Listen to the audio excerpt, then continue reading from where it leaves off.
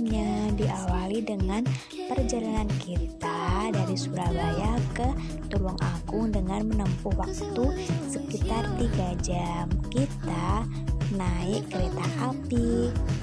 Nah, ini pemandangan kita saat berangkat, teman-teman.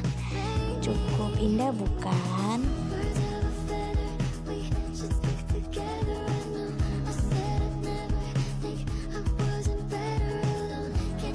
Nah, ini kita perjalanan menuju ke Pantai Pupunya.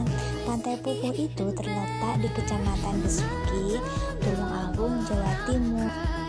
Di video ini sudah terlihat bahwa sebentar lagi kita akan sampai ke Pantai Pupu, Tulungagung.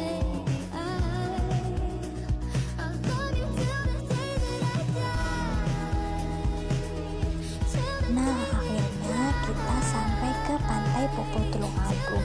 Di sini terlihat bahwa banyak sekali perahu nelayan.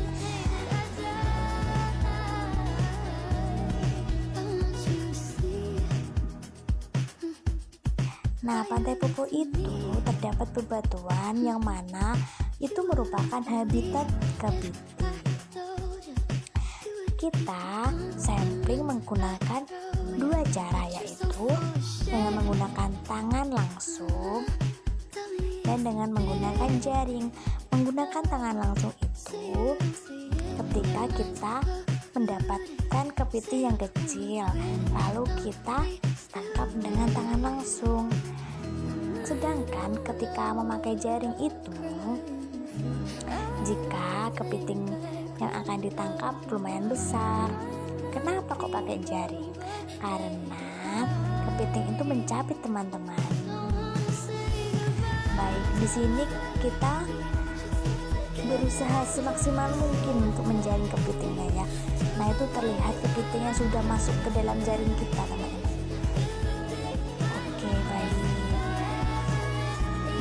Itu bagaimana cara kita untuk mengeluarkan si kepitingnya.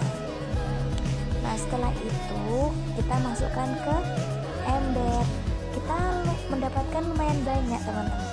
Setelah kita mendapatkan beberapa kepiting, langkah selanjutnya yaitu kita menaruh kepiting tersebut ke dalam es batu, lalu mengompresnya agar dapat diidentifikasi melalui foto. Setelah itu kita akan memasukkan ke dalam wadah.